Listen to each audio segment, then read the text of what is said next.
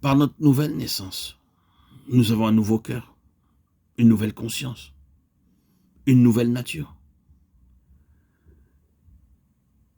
Il nous est donné une nouvelle sagesse. Or, c'est par lui que vous êtes en Jésus-Christ, lequel, de par Dieu, a été fait pour nous sagesse et justice, et sanctification et rédemption. 1 Corinthiens 1:3. Il nous a donné une sagesse céleste pour comprendre les mystères célestes. Supposons que vous voulez apprendre l'agriculture, vous devez alors devenir fermier. Et si vous voulez savoir comment guérir le corps, vous devez devenir médecin.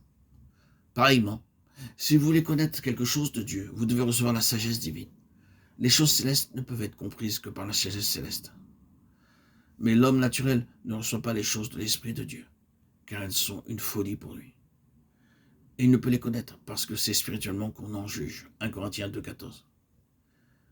Par ce moyen, nous pourrons savoir ce qui arrivera après notre mort. Savez-vous ce qui arrivera après votre mort? Nous comprenons que le monde finira, mais avant que cela ait lieu, le Seigneur viendra et jugera toutes les nations. Nous savons que Dieu amènera à l'existence une nouvelle création.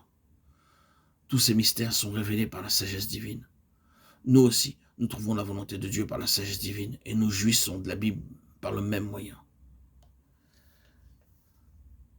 Dans Matthieu 11:25, nous lisons, en ce temps-là, Jésus prit la parole et dit, « Je te loue, Père, Seigneur du ciel et de la terre, de ce que tu as caché ces choses aux sages et aux intelligents, et ce que tu les as révélées aux enfants. »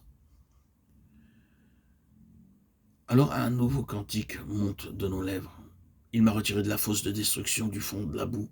Il a dressé mes pieds sur le roc. Il a affermi mes pas. Il a mis dans ma bouche un cantique nouveau, une louange à notre Dieu. Beaucoup l'ont vu et ont eu de la crainte.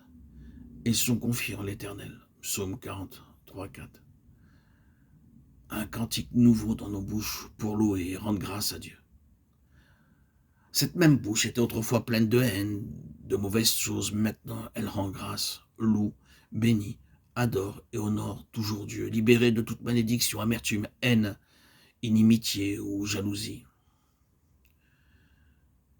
Dieu a-t-il mis un cantique nouveau dans votre bouche, vous rendant capable de le louer en toutes circonstances?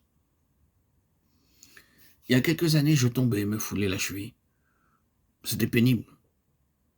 Je ne pouvais même pas me tenir debout. J'ai dû rester au lit pendant 19 jours. Je remerciais Dieu pour cette foulure. Je savais que c'était à dessein et que je n'avais pas à blâmer Dieu pour cela. Tandis que j'étais au lit pendant ces 19 jours, deux hommes vinrent me voir, un jeune musulman et un jeune hindou, en quête du salut. Je pus leur parler toute la journée, parce que j'étais au lit, et tous deux trouvèrent le salut. Après cela, Dieu dit, « Marche », le but était atteint. Je fus guéri complètement après ces 19 jours de lit.